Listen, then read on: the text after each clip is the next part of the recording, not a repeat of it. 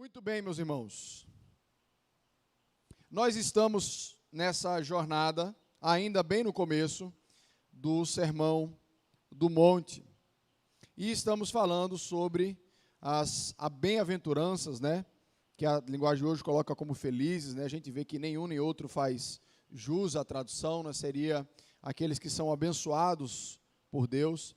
E uma das coisas que nós temos visto como comum, né, em todas as bem-aventuranças é que todas elas marcam características que todos os crentes deveriam ter.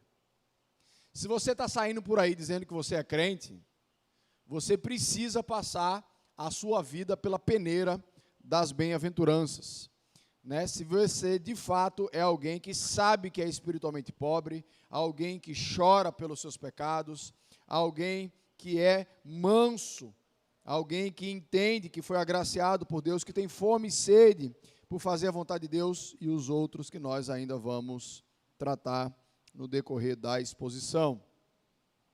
Então, a grande verdade, meus irmãos, é que o Evangelho, ele enfoca naquilo que nós somos, e não naquilo que nós fazemos.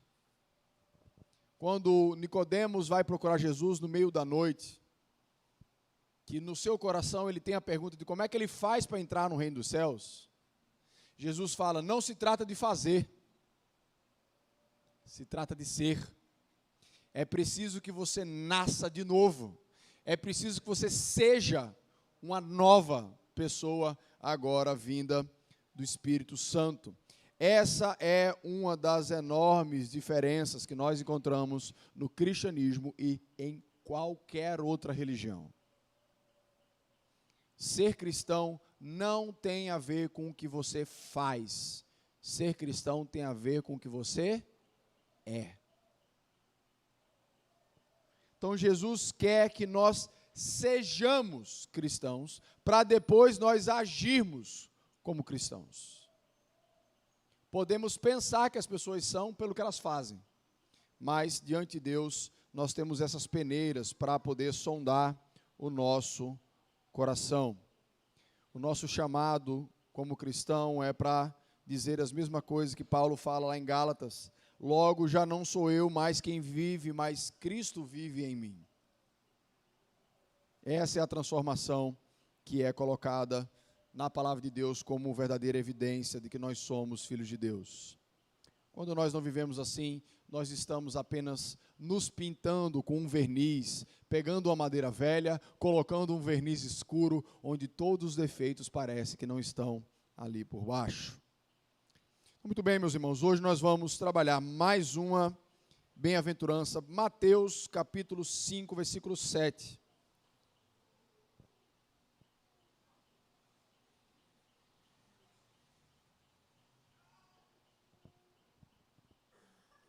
Mateus capítulo 5, versículo 7 diz o seguinte: felizes as pessoas que têm misericórdia dos outros, pois Deus terá misericórdia delas. Vamos orar? Senhor, nosso Deus, nosso Pai, te agradecemos, Senhor Deus, por esse momento, pelo privilégio que o Senhor nos dá de estarmos aqui, Senhor Deus, te adorando, louvando o teu santo nome, Senhor. Senhor Deus, abre a nossa mente, abre o nosso coração, para que nós sejamos purificados, desafiados, ó Pai, pela tua santa palavra nessa noite. Que nós saiamos daqui, ó Pai, certos daquilo que o teu Santo Espírito quer nos ensinar e transformar em nós. É assim que nós oramos em nome do teu Filho amado Jesus. Amém. Muito bem. Eu não sei o que é que bate no seu coração quando você ouve essa palavra misericórdia, né?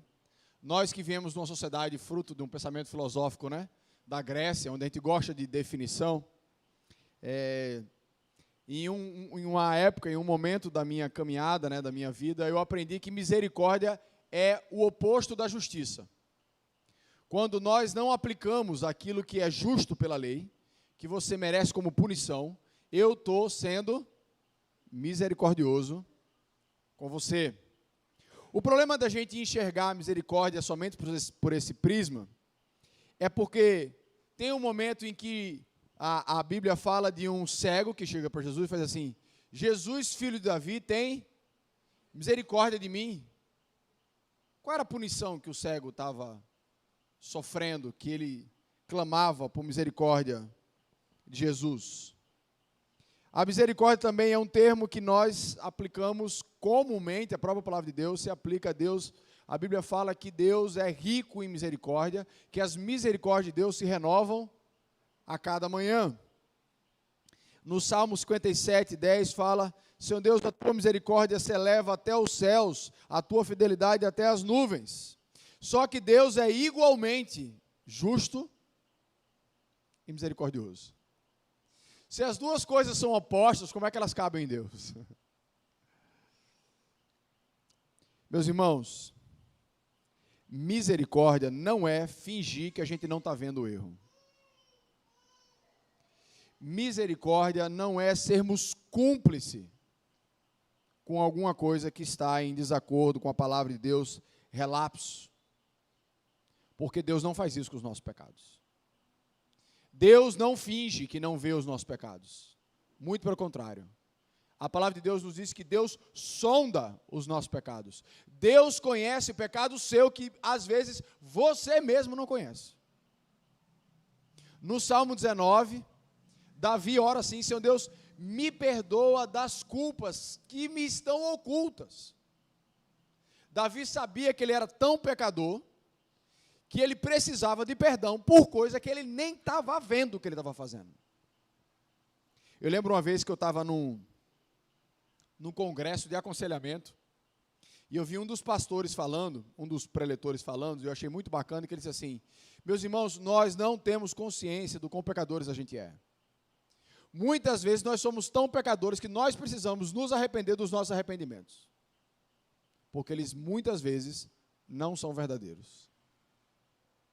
Quando eu vi aquilo dali,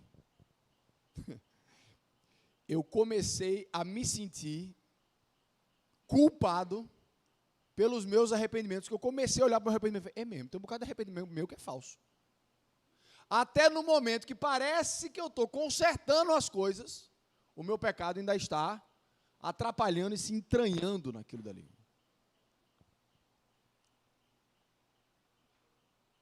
Meus irmãos, misericórdia é quando nós temos compaixão e atitude para com as consequências do pecado de alguém.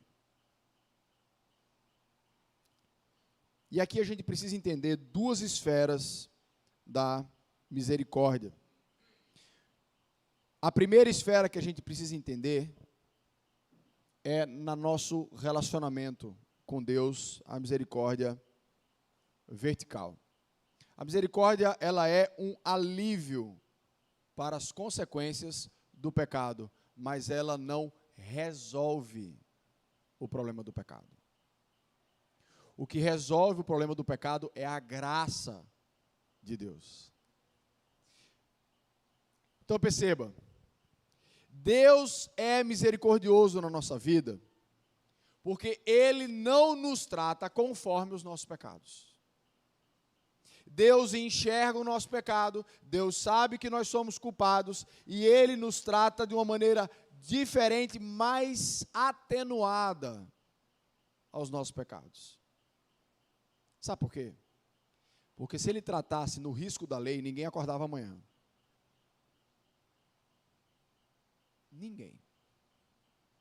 Então, Ele alivia as consequências do pecado. Você quer que eu prove isso desde o começo da história? Desde que o pecado entrou no mundo. Não coma do fruto da árvore, do bem e do mal, porque se você comer, certamente você vai morrer. Quando o homem e a mulher comem, a morte espiritual se instala, a separação acontece, mas a morte física não ocorre.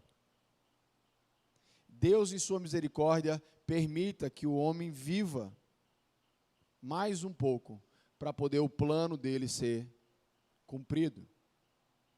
Em muitos momentos, Deus aplica a sua misericórdia sobre a nossa vida. Eu lembro uma vez, que eu estava acompanhando uma família, e o pai dessa família, que não era cristão, teve um problema seríssimo de coração. E ele passou por uma cirurgia mais séria ainda, que pouquíssimas pessoas sobrevivem. E esse homem passou por essa cirurgia, esse homem sobreviveu a essa cirurgia. E foi aquela comoção na igreja, a gente orando, agradecendo a Deus. E aquele homem foi lá na frente, a gente orando, e ele começou a ir para a igreja. Não foi depois de um tempo, começou a faltar, não aparecia mais na igreja. Eu tentando conversar, ia atrás, e não queria mais saber de Deus.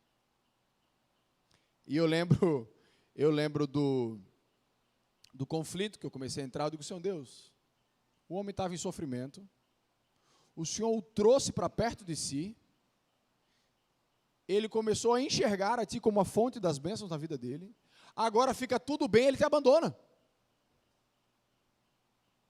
E agora ele está longe das bênçãos que o Senhor tem, longe de ouvir o evangelho da Tua graça. E eu fui dar conselho para Deus, né? A gente faz um negócio desse, né? Por que o Senhor não deixa ele em sofrimento, então? Só assim ele fica perto de Ti, Senhor. Tem hora que a gente é cego e rebelde a esse ponto. Só vai para Deus quando está ruim. Ficou bom, acabou. Deus é médico. Médico é assim, né? Médico você só vai quando você está ruim. Ou então para saber se está ruim.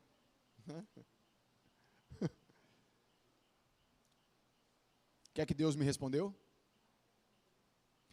Eu não trato o pecador conforme os seus pecados. E ele disse: isso não é privilégio de filho. Deus também trata os de fora de uma maneira que não é à risca. É por conta da misericórdia de Deus que Deus colocou Jesus no seu plano. Deus não se satisfez em apenas aliviar o sofrimento trazido pelo pecado. Deus queria resolver o problema do pecado. E Ele manda Jesus para que Jesus possa fazer aquilo que nós não éramos capazes de fazer. A misericórdia de Deus faz com que Jesus venha sobre nós e derrame sobre nós graça. Deixa eu fazer você entender uma coisa sobre a misericórdia de Deus. Vou fazer uma pergunta aqui difícil. Você tem certeza que você vai para o céu? Certeza. Tem? Não, certeza. Diga assim: eu tenho certeza. Não, pastor, agora eu estava achando que eu ia. Mas o senhor pergunta com toda certeza que agora eu não estou com certeza mais. Sabe qual é a resposta que eu mais ouço quando eu faço a pergunta? Eu estou tentando, né?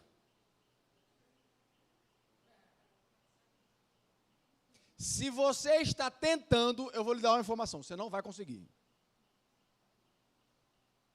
Não vai. Quando a gente responde, gente, que a gente está tentando chegar no céu, sabe o que significa? Que eu acho que para eu chegar no céu tem a ver com o que eu faço. Você não entendeu ainda? Eu preciso pregar e anunciar para o seu coração o evangelho de Jesus Cristo. Jesus Cristo é a notícia de que nós somos incompetentes para agradar a Deus. Jesus Cristo é o anúncio de que nós não podemos chegar no céu pelos nossos próprios esforços. Por quê? Porque o pecado está entranhado no nosso coração de uma forma que até o arrependimento vem com o pecado muitas vezes. A boa notícia do Evangelho é: Jesus Cristo, Ele fez o que nós não podíamos fazer.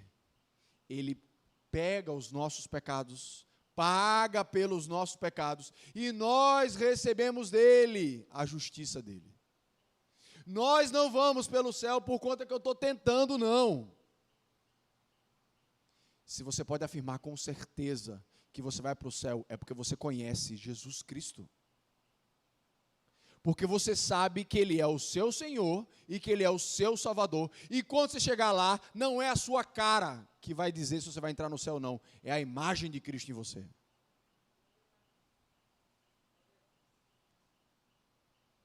Nenhuma religião diz isso. Nenhuma. Todas as outras religiões do mundo, você é partícipe ativo, você é um participante ativo da sua salvação. Nós somos chamados a confiar na obra de outro.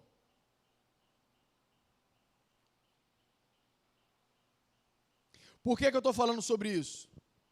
Por que misericórdia é uma marca do cristão? Porque quando você entender isso, você vai entender o que é misericórdia na sua vida. Quando você perceber o que Jesus fez na sua vida, por você, mesmo sendo o pecador que nós somos, você vai entender o que é ter misericórdia. Você vai entender por que a Bíblia fala que a misericórdia de Deus se renova a cada manhã, porque você vai conseguir enxergar o seu pecado todo dia nos lugares mais escuros e claros da sua vida. Diz que o Senhor Deus, ainda bem que o Senhor veio até mim, porque eu nunca ia conseguir. Então, um cristão que tem dificuldade, é pobre em misericórdia, ele não entendeu ainda, ou talvez não seja cristão, da misericórdia que foi derramada sobre a vida dele. Nós fomos alvo de uma enorme, imensa misericórdia manifestada através da graça de Deus na nossa vida. Isso precisa ser ânimo, fogo, alegria para o nosso coração todas as vezes que pronunciamos.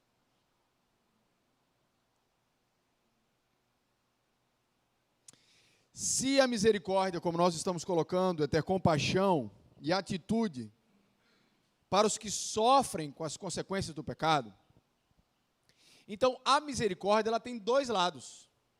Já vimos o lado vertical, onde Deus tem misericórdia para conosco, não nos trata conforme os nossos pecados, e por recebermos esse tratamento, somos chamados para exercer misericórdia um com o outro. O primeiro elemento que é muito comum na cabeça das pessoas quando fala sobre misericórdia é o aspecto social, é o aspecto físico, que é quando nós atenuamos as consequências do pecado no corpo. É quando nós fazemos companhia a alguém que está só. É quando nós vamos e ajudando alguém numa doença, dando um remédio, ajudando a levar no hospital, acompanhando a pessoa. É quando nós ajudamos alguém sem recursos, alguém pobre. Vamos dando, a gente dá algum alimento, a gente dá algum dinheiro, a gente faz alguma coisa por a vida daquela pessoa necessitada. É quando enfrentamos momentos de guerra, onde nós acolhemos os órfãos, onde nós acolhemos os feridos, mesmo que sejam inimigos. Todas essas coisas, solidão, doença, pobreza, guerra, é fruto do pecado. Quando nós agimos cuidando da pessoa, como corpo, como mente, nós estamos exercendo misericórdia. Nós precisamos não só lamentar, como agir naquilo que for possível, para diminuir os efeitos do pecado. Nós não podemos resolver o problema do pecado, mas nós podemos ser agentes para diminuir. Jesus conta uma história maravilhosa para nos fazer entender o que é misericórdia. Não sei se você conhece a parábola do bom samaritano. Um homem vinha pela estrada, os salteadores batem nele, espancam nele, levam tudo que ele tem.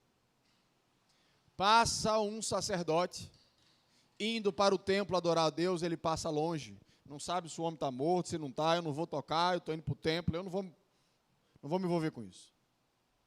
Passa um levita, um homem que trabalhava no templo também, não se envolve. Passa um samaritano, inimigo dos judeus.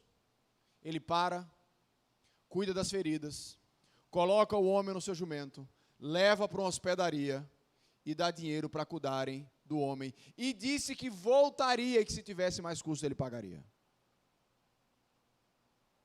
E Jesus pergunta: qual desses homens foi o próximo do homem que foi assaltado? A resposta dos fariseus é a seguinte: aquele que teve misericórdia dele.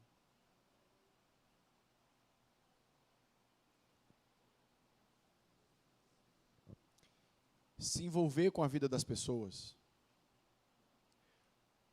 vai mexer com a sua agenda. Vai incomodar. Algumas coisas que você achava que você podia fazer, você vai ter que deixar de fazer para se envolver com a vida do outro. Vou confessar aqui, tá? Quando eu comecei a preparar esse sermão essa semana, eu já sabia como é que ia ser a semana. Eu sabia que ia ter várias circunstâncias em que Deus ia me pedir misericórdia. E a gente é tão pecador que teve uma circunstância essa semana que eu vi uma pessoa que eu podia ajudar e falei, não, deixa eu só terminar o que eu estou fazendo aqui. Aí o Espírito Santo vai, sacerdote, vai, levita. Passa de longe, faz as tuas coisas.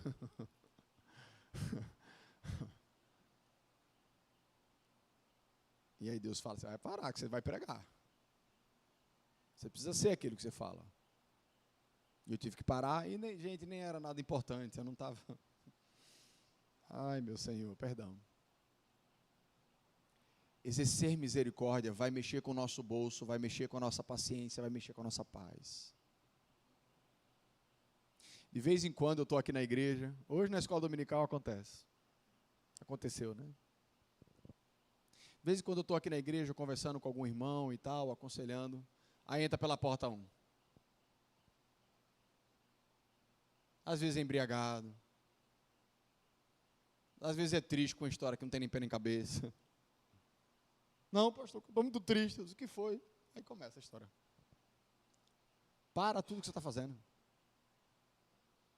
Vai cuidar da pessoa. Eu acho que não dou em nada. Tem uma que entra aqui que toda vez que ela entra, ela muda de nome. Eu nunca sei com quem é. Posso beber água? Eu digo, beba água. Faça oração? A gente faz oração. Eu estou resolvendo o problema delas? Não estou. Mas o que nós podemos fazer para aliviar os problemas do pecado, a gente pode fazer.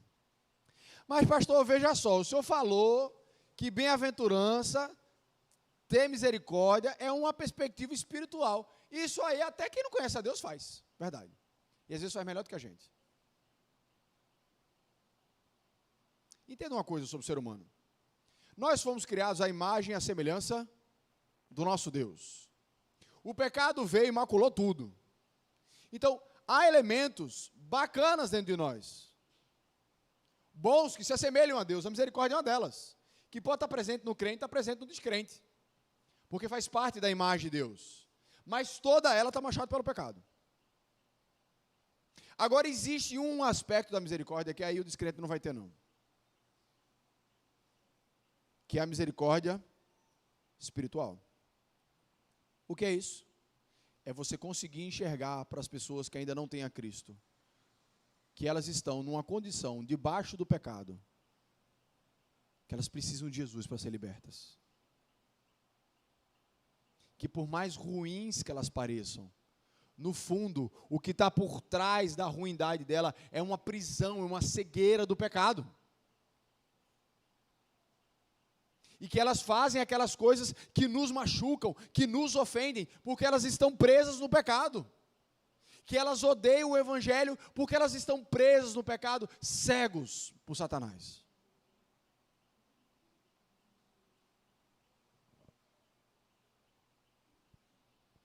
Quando Jesus está sendo crucificado, onde aqueles soldados e aquela multidão pedem para Jesus ser crucificado, seu corpo todo açoitado, suas mãos cravadas, seus pés cravados, ele faz uma oração. Ele olha para aqueles homens e faz, Senhor Deus, perdoa, porque eles não sabem o que estão fazendo. Seus olhos estão cegos. Se eles pudessem me ver que eu sou o Salvador, eles não estariam me crucificando.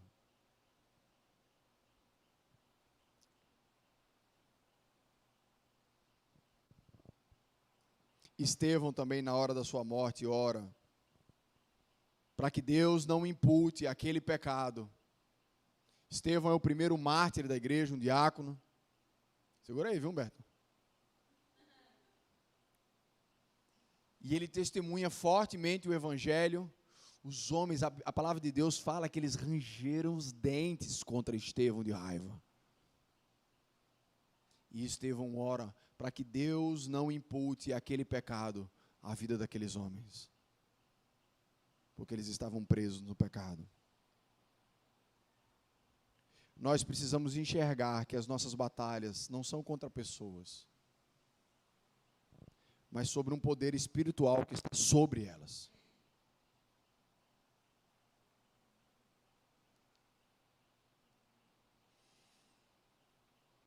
Como nós nos portamos quando alguém sofre as consequências do pecado? Se a gente fica celebrando porque alguém está sofrendo por conta do pecado dele, você não entendeu ainda.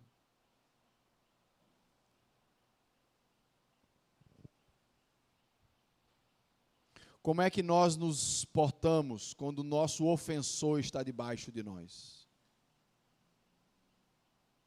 Se quando aquele que nos ofende, nos machuca, está debaixo de nós, nós usamos de sofrimento para poder machucar o nosso ofensor, você não está tendo misericórdia dele. Uma das histórias que eu acho fantástica é a história de Davi e Saul. Vários e vários capítulos de 1 Samuel é a história de Saul procurando matar Davi, porque ele desobedeceu a Deus e perdeu o trono. O que é que Davi tem a ver com isso? E Davi, vezes após vezes, se recusando a matar Saul, tendo misericórdia da vida de Saul. Ele disse: Senhor Deus, está nas tuas mãos, se é para ele morrer, o Senhor que vai matar, eu não vou matar ele. Nós precisamos aplicar as misericórdias a quem é crente e para quem é descrente. Quando alguém que já conhece a Cristo peca, o que mais fortifica não é a gente se afastar da pessoa, é a gente enxergar que assim como ele peca, eu peco também. Pecamos em coisas diferentes. Mas quando nós abraçamos, quando nós amamos o pecador, sem passar a mão em pecado, que ninguém deve passar a mão em pecado, esse amor nos constrange. Essa misericórdia com o nosso pecado nos constrange. Quantas e quantas vezes eu pequei, confessei o meu pecado para algum irmão em Cristo, e ele me abraçou, e aquilo era mais doloroso, foi mais recuperador para mim do que se eu tivesse levado uma surra.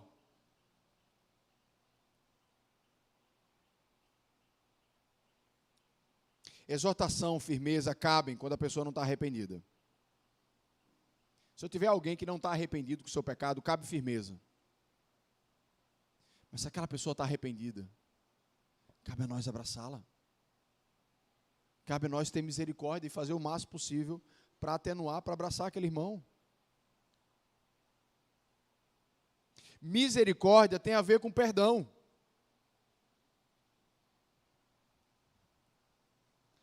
Se você já entendeu do quanto você já foi perdoado diante de Deus, você também já entendeu o quão menor é o que Deus nos pede para perdoar aqueles que nos ofendem. Jesus pede que Deus perdoe soldados que o mataram. Tem muito de sofrimento ainda da Bíblia que a gente não entende. Que a gente é criança.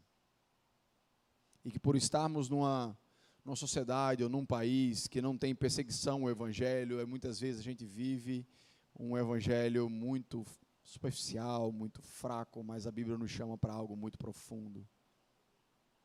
Esse mundo ele é marcado por pecado, ele vai ser marcado pelas dores. Somos chamados a enxergar o amor de Jesus acima dessas dores, onde todas elas terão um fim em Cristo Jesus.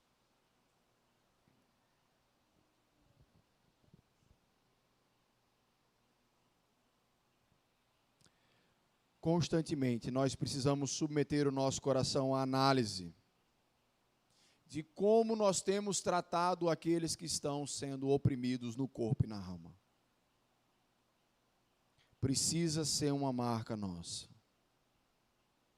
precisa vir à minha mente, ao meu coração, que é a luz daquilo que eu cometi contra o Senhor, e de que como Ele me perdoou, é um privilégio.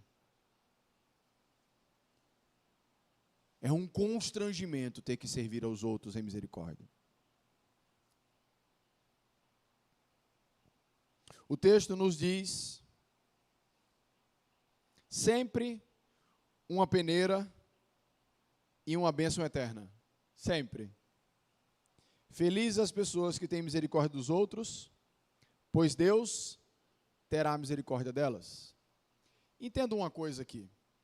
Deus não está dizendo que você vai ganhar a misericórdia de Deus. Não é um mérito. Olha, se você tiver muita misericórdia, quando chegar aqui no céu, eu vou lhe dar muita misericórdia. Porque quando isso acontecer, o mérito é meu. O que o texto está querendo dizer é o seguinte: aqueles que manifestam a misericórdia estão mostrando frutos de que receberam já diante de Deus essa misericórdia. E ela agora no céu será manifesta. Quando seremos libertos do maior mal que o ser humano pode passar. O maior mal que o ser humano pode passar não é pobreza.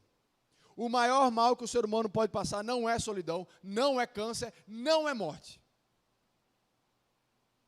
O maior mal que o ser humano pode passar é uma vida eterna longe de Deus.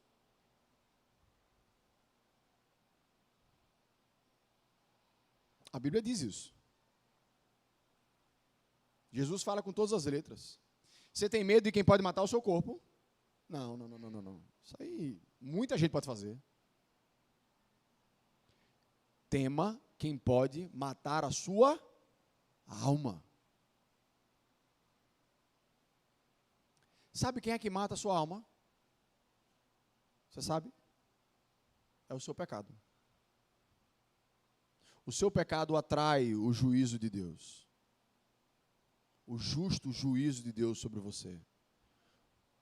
Se nós nos agarrarmos em Cristo e manifestarmos a misericórdia que nós recebemos dele, nós receberemos misericórdia da parte de Deus.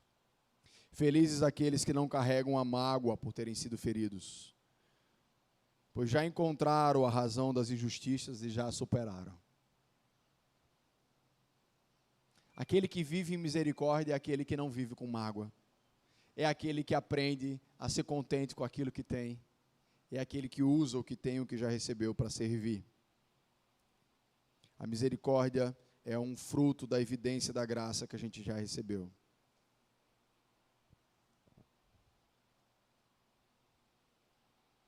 Todos nós um dia vamos precisar, de maneira inquestionável, de termos recebido de Jesus Cristo os méritos dele, o que ele fez. Se formos chegar lá, confiando nos próprios méritos, nós vamos falhar. Estamos nessa vida investindo naquilo que é eterno. É louco isso. E a Bíblia fala que para aqueles que não creem é loucura. Cada coisa, cada pequeno ato que a gente tem, cada conversa, cada ajuda, cada coisa que a gente faz, em prol de Deus, em cumprimento da palavra de Deus, está sendo colocado lá na eternidade. Estamos investindo aqui para desfrutar lá. Essa é a ideia das bem-aventuranças. Aqui nos cabe lamentar pela nossa condição espiritual para poder receber o reino dos céus na eternidade. Nos cabe lamentar os nossos pecados, porque haverá um dia que não terá mais pecado, seremos consolados por Cristo Jesus. Nos cabe sermos pessoas mansas, que abdicam dos nossos direitos para servir, para poder receber aquilo que Deus tem prometido. Nos cabe abdicar da nossa vontade para fazer a vontade de Deus, para sermos completamente satisfeitos. Nos cabe termos misericórdia para alcançarmos a misericórdia do próprio Deus. Investimos aqui, recebemos na glória, investimos como consequência de tudo aquilo que Jesus já fez por nós. Deus me desafiou essa semana e vai me desafiar a vida toda. Mas cada um de vocês agora se preparem para a próxima semana.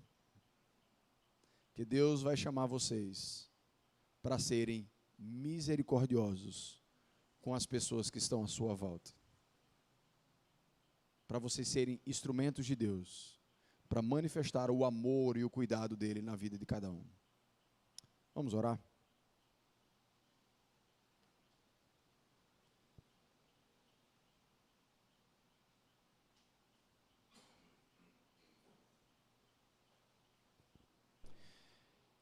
Senhor, nosso Deus, nosso Pai, te agradecemos, Senhor Deus, pela tua misericórdia, Senhor. Te agradecemos pela tua graça, ó Pai, derramada sobre a nossa vida. Senhor Deus, que os nossos olhos espirituais sejam abertos e a gente possa enxergar com clareza Jesus Cristo, a nossa necessidade da nossa alma, Senhor Deus, por Jesus Cristo. Não é uma ideologia, não é sobre valores, não é sobre ideias, é sobre um processo de transformação, um milagre, Senhor Deus, que só pode acontecer se o Senhor o fizer em nós, Senhor. Tem misericórdia, ó Pai, da nossa vida. Que Jesus Cristo seja de fato o nosso Senhor e o nosso Salvador. E Pai, depois de perceber, receber, ó Pai, e desfrutar dessa tua graça, dessa tua misericórdia, nos ajuda agora a sermos. Olharmos com olhar de misericórdia para aqueles que batalham contra o pecado, para aqueles que estão debaixo do jugo do pecado, para aqueles que estão sendo prisioneiros de Satanás, para aqueles que têm desfrutado, Senhor Deus, de ter enfrentado tantos males, Senhor Deus, desse mundo que degrada o ser humano, Pai. Que nós sejamos, como nosso Deus, ricos em misericórdia. Que nós estejamos prontos para perder, para servir. Como nosso próprio Senhor nos ensinou que Ele não veio para ser servido. Por isso que nós te pedimos, ó Pai, que a graça do nosso Senhor Jesus Cristo, o amor de Deus, o nosso Pai, a consolação, santificação e orientação do Teu Santo Espírito, esteja com todo o povo de Deus espalhado ao redor da terra. Amém.